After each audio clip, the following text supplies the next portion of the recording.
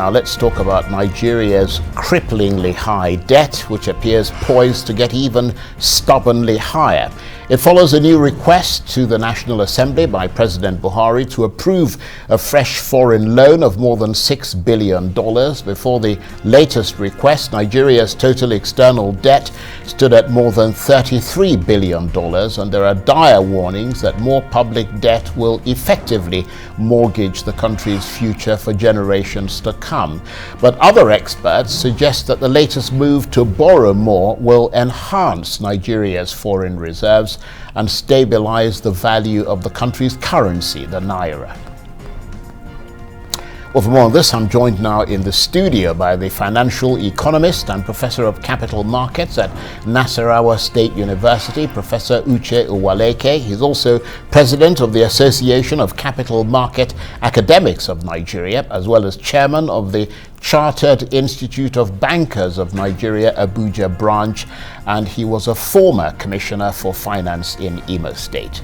Thank you very much indeed. We might as well leave the whole program just to read out your credentials there. Thank you very much. My pleasure being here. Yeah, thank you for joining us. But certainly what it tells us is that you've got the knowledge and the expertise to talk about this issue. And before we came back on air, you and I were talking, and you were saying that this supposed loan of $6 billion is not actually new, that it was already approved by the National Assembly. And I wanted to know, if it's already been approved, why is the president writing to them again asking for approval? Okay, the point I was making is that we understand it's part of the Appropriation Act, the 2001 Appropriation Act, already signed into law by the president. Of course, what that means is that it's already part of the budget. The budget, 2021 budget, makes a provision for, I think, 5 trillion naira deficit, okay,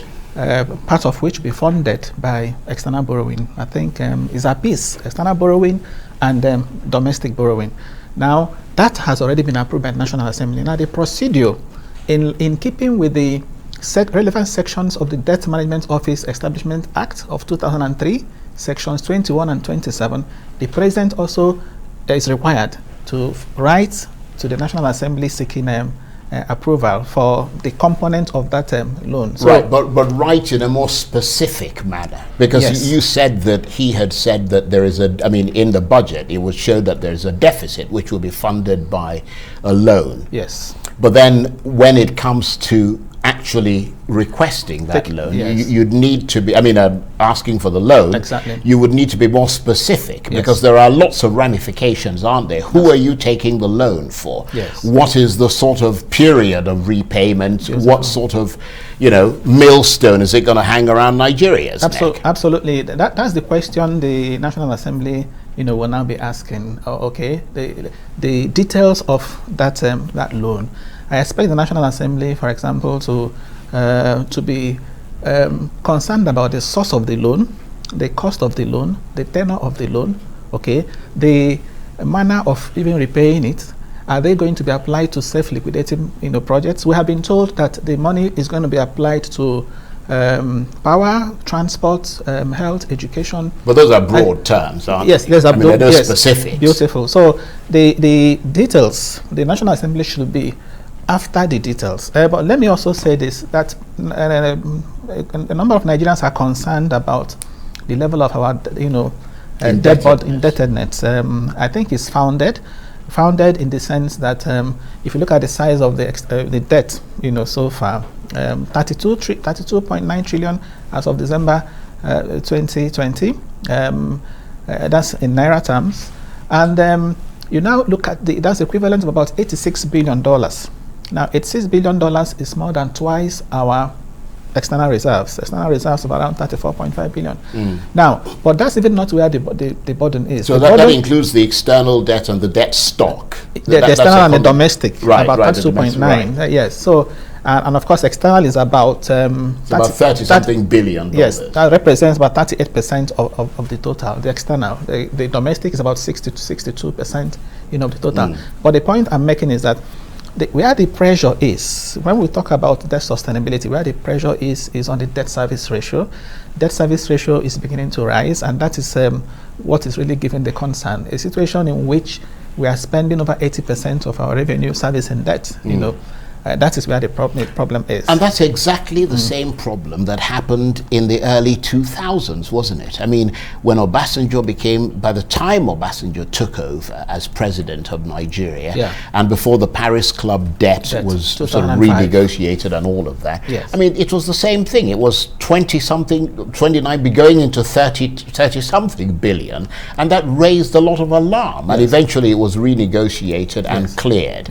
And Nigeria is back at exactly that same the difference this time is that back then we were more exposed to commercial. We were more exposed to commercial debt. We were more exposed to Paris Club. We are owing over about $30 billion, just as you mentioned, to the Paris Club alone. So that became a huge problem. But this time around, if you look at the composition of external debt stock, more of it is in multilateral debt. Okay, where multilateral debt represents over 50% of the entire thing. You now have bilateral as well. So, and those ones tend to be concessional. Now, I want to make a point here. If you look at this recent request, I was looking at the sources. They mentioned multilateral, they mentioned bilateral, and they also mentioned commercial, the Eurobonds. That is where I have my worry. We shouldn't be talking about Eurobonds at this time. We shouldn't be talking about raising commercial debt at this time. The president is in Paris now, making a case for debt forgiveness, for debt relief for African countries, including Nigeria. That will make sense if African economies have more of their debts in multilateral and bilateral, structure. But if you have commercial debts, you can't be telling an investor who has invested in Eurobonds to give you debt relief. That makes a lot of sense. Exactly. So, in our case now, if you look at our commercial debt, our external debt, the Eurobond component is rising. Okay, even though it accounts for about 38% of the total external debt stock, in terms of debt service, it takes nearly 60%. So that is a disproportionate share of the external debt stock, and that is why we have to avoid Eurobonds as much as possible, because, as I said, it's commercial, and the terms are not as concessional as multilateral. So if these new loans now, 6 billion, 2.3 trillion naira, if we are getting them more from multilateral, from bilateral, for me, it makes a lot of sense, especially given the fact that the multilateral lender will be interested in what you are doing with the money. Yes. Where you're applying it. But the investor, the commercial lender doesn't really care. Doesn't care. What as long as he gets his money back. He gets his money. So these are the concerns. And I also read that they're going to have tenor of between 5 years to 30 years. We shouldn't be talking about 5 years to 10 years, long-term loans. This time, given the fact that if we need to put them in power, we need very long tenor to be able to handle that. So again, it also speaks to the issue of matching, because by the time you take Eurobond of 5 years, of 6 years, of 7 years, and you put in health, there's a problem, or you put in education, there's a problem, because we have been told that some of this money we put in health, we put in education, and money is fungible. So how do you now separate the ones you are going to put in education and the one you're putting in infrastructure? You don't use money from commercial loan, short-term funds for health and education, but you can take money from the World Bank and put in health and education. Okay, so it's important we do proper matching. It's important we also look at the cost. Part of why I don't recommend Eurobonds, because even much of it will end up going to investment banks. Right. And investment. But I mean, you were the Commissioner of Finance in Imo State. I mean, did you find that happening? Because I mean, the states borrow money as well. Did you find that there was a political element coming into this that prevented your advice as a sound economic, financial economist from being sort of listened to? Okay. Well, at the state level, states are also, reeling under the yoke of, debt. Many state governments are, under the yoke of debt, especially Why it's even more dangerous for states is that they borrowed a lot, from banks. While I was there as a commissioner, we didn't take, commercial loans. Yes, commercial loans, as such. But I am speaking from my experience with regard to the states in general.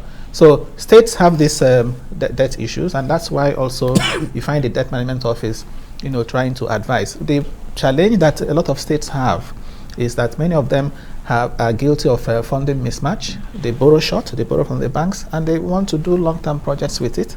Okay, so before you know it, the interest, the principal becomes due, and then there's a problem. But what we are talking about now is the one by the sovereign, the one that by the federal government. Right. So let me take you up on that, because it can be said, based on your knowledge of the Nigerian economy, that this country is performing suboptimally at present and is therefore perhaps too fragile at the moment to weather such large borrowing.